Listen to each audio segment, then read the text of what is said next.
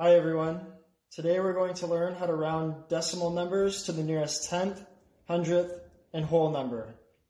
Rounding is an important skill because it is used all throughout math and life.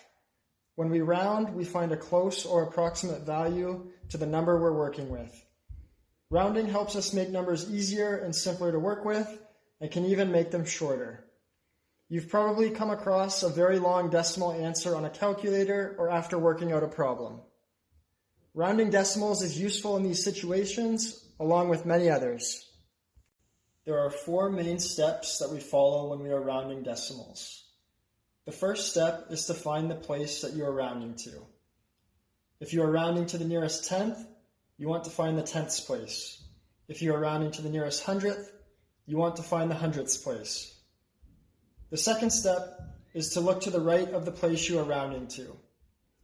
Once you've found the number or digit to the right of the place you're rounding to, it's time for the third step. The third step is determining if the number to the right of the place you're rounding to is 5 or more, or 4 or less. If the number is 5 or more, we raise the score, and if the number is 4 or less, we let it rest. The last step is rounding our number and cutting off any place values that we don't need anymore. Now that we've talked about how to round, let's try an example. For our first example, we are going to round to the nearest tenth. We are given the number 3.64. We are going to start by finding the place we are rounding to. Once we've found that place, we're going to underline it. In this example, the number in the tenths place is 6. Next, we are going to find the number to the right of the 6. In this case, the number 4 is to the right of the number 6. This number is very important because it determines if we are going to round up or stay the same. Remember, if the number is 5 or more, we raise the score, and if the number is 4 or less, we let it rest. So in our example, the number is 4. So we're going to let it rest, and we're going to stay the same. So since we are staying the same, we round the original number of 3.64 to 3.6.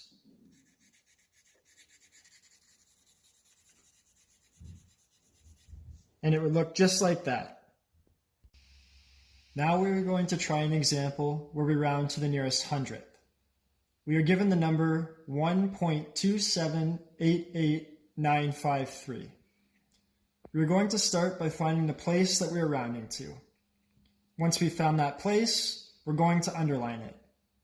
In this example, the number in the hundredths place is 7. Next, we are going to find the number to the right of the 7.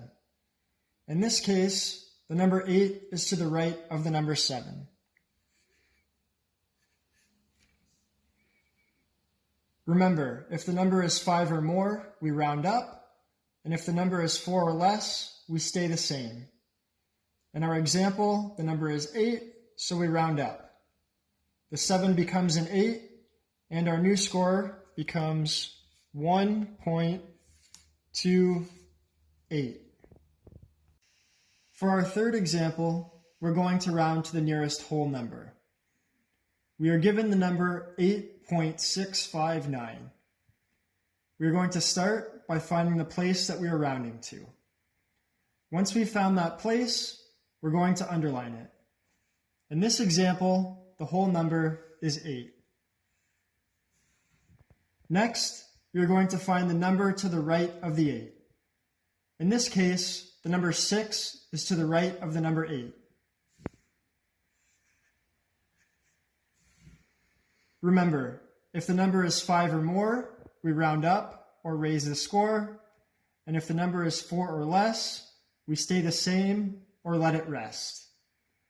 In our example, the number is 6, so we round up.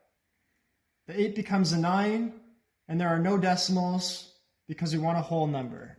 So 9 would be our final answer in this example. Now that we've gone through 3 examples, we're going to try rounding on our own. We are given the number 7.4582. Start by trying to round this number to the nearest tenth. You can pause this video until you've come up with the answer. If your answer was 7.5, you are correct. Now try rounding the number to the nearest hundredth.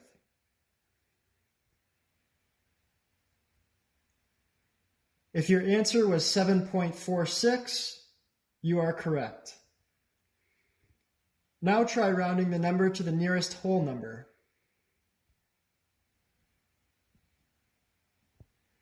If your answer was 7, you are correct. That's it for today, folks.